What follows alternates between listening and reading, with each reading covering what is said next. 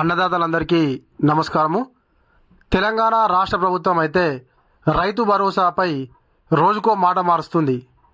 Already Dasara కానుక అన్నారు, దీపావళి కానుక అన్నారు, ఇప్పుడు సంక్రాంతి కానుక అంటున్నారు. మరి ఇదైనా నిజమవుతుందా కాదా? అసలు రైతు భరోసా వేసేటువంటి ఉద్దేశంలో రాష్ట్ర ప్రభుత్వం ఉందా లేదా? దానికి సంబంధించినటువంటి కొన్ని నియమ నిబంధనలు అయితే రాష్ట్ర ప్రభుత్వం చెప్పడం జరిగింది. ఎన్ని ఎకరాల వరకు రైతు భరోసా ఇస్తారు, ఎవరికి రైతు భరోసా ఇస్తారు, అదేవిధంగా మనకు 7,500 అకౌంట్లలో జమ అవుతాయా, లేక గతంలో ఇచ్చినటువంటి 5,000 రూపాయలే జమ అవుతాయా అనేటువంటి పూర్తి వివరాలను అయితే నేను మీకు ఈ వీడియోలో చెప్తాను. తప్పకుండా మీరైతే ఈ వీడియో చివరి వరకు చూడండి. రైతు భరోసా ఇక వారికే, పరిమితులు, నిబంధనలు. రేవంత్ ప్రభుత్వం ఏడాది పాలన పూర్తి చేసుకుంటోంది. రాష్ట్ర వ్యాప్తంగా ఉత్సవాలు నిర్వహిస్తుంది. రైతులకు ఒకే విడతలో 2 లక్షల రుణమాఫీ ఘనత తమదేనని సీఎం చెబుతున్నారు. తాజాగా రైతు భరోసా అమలుపైన రేవంత్ హామీ ఇచ్చారు. అసెంబ్లీ సమావేశాల్లో రైతు బంధు అమలుపై అసెంబ్లీలో ప్రవేశపెట్టే నివేదిక పైన చర్చించి నిర్ణయం ప్రకటిస్తామన్నారు. సంక్రాంతి తర్వాత నిధులు జమ చేస్తామని ప్రకటించారు. ఇదే సమయంలో నిబంధనలు, పరిమితులపైన కసరత్తు జరుగుతుంది. అయితే వీళ్ళు ఏమంటారు, 2 లక్షల రుణమాఫీ ఒకేసారి చేశామంట అని జబ్బలు గుద్దుకుంటున్నారు కదా. ఇప్పటి వరకు కూడా 2 లక్షల వరకు రుణమాఫీ కానటువంటి వాళ్ళు చాలా మంది ఉన్నారు. అయితే కేవలం 2 లక్షల లోపు రుణమాఫీ చేశామంటారు. మరి 2 లక్షల పైన రుణమాఫీ కూడా చేస్తాము, ఆ పైన మొత్తం కూడా కట్టండి అని చెప్పేసి అన్నారు కదా. మరి దాని గురించి అయితే మాట్లాడడం లేదు. ఇప్పుడైతే మనం రైతు భరోసా గురించి చర్చించుకుందాం. ఇక మనకు రుణమాఫీ గురించి కూడా ఒకసారి తర్వాత నెక్స్ట్ వీడియోలో అయితే మనం మాట్లాడుకుందాము. అయితే ఈ రుణమాఫీ పైన అయితే గతంలో ఒక కమిటీ వేయడం జరిగింది, సబ్ కమిటీని అయితే వేయడం జరిగింది. వాళ్ళు ఊరు గ్రామాలు వాడలు తిరిగిరాట. మరి వాళ్ళు ఏ వాడలు తిరిగిరో, ఏ గ్రామాలు తిరిగిరో మనకు కూడా తెలియదు. కానీ తిరిగి వాళ్ళు రైతుల దగ్గర నుంచి అయితే అభిప్రాయాలు సేకరించారట. మరి ఆ సేకరించినటువంటి అభిప్రాయాలు అయితే ఇప్పటి వరకు అయితే బయట పెట్టలేదు. ఇక డిసెంబర్ 9న జరిగేటువంటి క్యాబినెట్ భేటీలోనైతే వాటి గురించి చర్చించి మరి నిర్ణయం ప్రకటిస్తారట వాళ్ళు. రేవంత్ హామీ.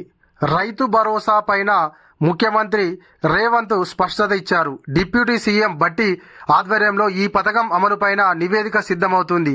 ఈ నెల 9వ తేదీ నుంచి ప్రారంభం కానున్న అసెంబ్లీ సమావేశాల్లో నివేదిక ప్రవేశపెట్టి చర్చించాలని నిర్ణయించారు.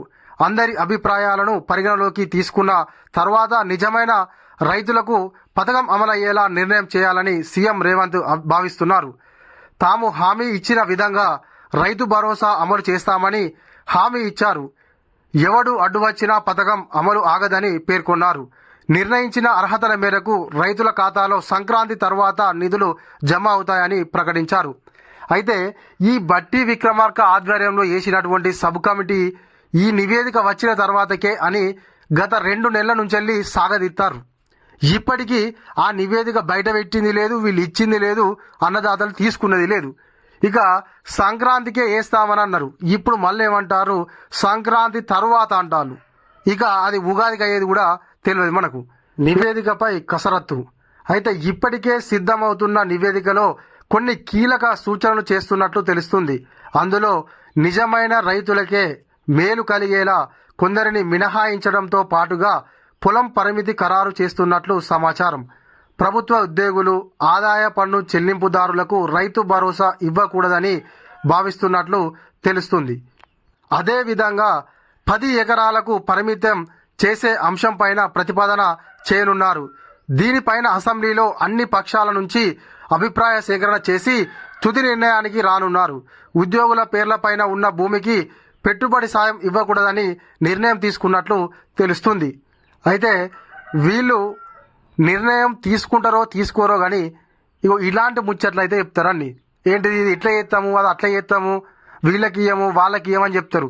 అసలు వీళ్ళు ఎవరికి ఇచ్చిర్రు కనుక వాళ్ళకి ఇవ్వడానికి. ఒక్కసారి ఇంతవరకు కాంగ్రెస్ గవర్నమెంట్ అధికారంలోకి వచ్చిన తర్వాత గతంలో ఇచ్చినటువంటి ప్రభుత్వం ఇచ్చినటువంటి 5,000 రూపాయలను మాత్రమే వాళ్ళు ఒక్కసారి అన్నదాతల అకౌంట్లో వేయడం జరిగింది. ఆల్రెడీ మనకైతే వానాకాలం సీజన్ అయిపోయి యాసంగి సీజన్ కూడా మొదలవుతుంది. ఇప్పటికి కూడా వానాకాలం సీజన్ సంబంధించినటువంటి అమౌంట్ లేదు, ఇప్పుడు యాసంగి సీజన్ సంబంధించినటువంటిది కూడా లేదు. ఇక సంక్రాంతికి వేస్తామంటారు. అసలు రైతు భరోసా అంటే ఏంటిదే? పెట్టుబడి సాయం కోసము ప్రారంభించబడింది. దాని యొక్క ముఖ్య ఉద్దేశం అది. ఆల్రెడీ సంక్రాంతి తర్వాత అంటే అప్పటికే ఆల్మోస్ట్ మనకు నాట్లు కానీ లేకుంటే ఇతర పంటలు వేసే వాళ్ళందరూ వేసుకుంటారు, అయిపోతుంది. ఇక మరి వీళ్ళు ఎవరికి ఇస్తారు? పెట్టుబడి అంతా అయిపోయిన తర్వాత ఇస్తే దాన్ని పెట్టుబడి సాయం అంటారా? అది ఒక్కసారి ప్రభుత్వం అయితే ఆలోచించాలి. ప్రభుత్వ నిర్ణయం. దీంతో అసెంబ్లీలో ప్రభుత్వం చేసే ప్రతిపాదనలు ఏంటనేది కీలకంగా మారనున్నాయి. సభలో ప్రభుత్వం చేసే ప్రతిపాదనలపైన అన్ని పక్షాల నుంచి అభిప్రాయాలు సేకరించనున్నారు. అదేవిధంగా బీఆర్ఎస్ హయాంలో అమలు చేసిన పథకంలో లోటుపాట్లు ప్రస్తావనకు వచ్చే అవకాశం ఉంది. దీంతో పక్కాగా అర్హత ఉన్న ప్రతి రైతుకు పథకం అమలు చేస్తామని ప్రభుత్వం హామీ ఇస్తుంది. కాగా ఇప్పుడు అసెంబ్లీ వేదికగా రైతు భరోసా అమలుపై ప్రభుత్వం చేసే ప్రకటన పైన రైతుల్లో ఉత్కంఠ నెలకొంది. అయితే వీళ్ళు గతంలో ఉన్నటువంటి ప్రభుత్వం అయితే చెట్లకు పుట్టలకు ఇచ్చింది, అప్పుడు అవకతవకలు జరిగినాయి. మా ప్రభుత్వంలో అలా కాదు, మేమైతే ఖచ్చితంగా అర్హత ఉన్నటువంటి వాళ్లకు మాత్రమే రైతు భరోసా ఇస్తామని చెప్పేసి అంటారు. వీడికి మంచిగా ఉండదు ముచ్చట. అయితే ఆ ఇచ్చేది ఎప్పుడు అనే దాని గురించే పెద్ద చర్చ జరుగుతుంది. ఇస్తామంటారు, ఇవ్వమంటలేరు. కాకపోతే అది ఎప్పుడు? ఇప్పటికి ఒక సీజన్ అయిపోయింది. మళ్ళీ ఇప్పుడు ఇంకో ముచ్చట ఏంటంటే వాళ్ళు ఇప్పుడు యాసంగి సీజన్ సంబంధించింది మాత్రమే ఇస్తారట.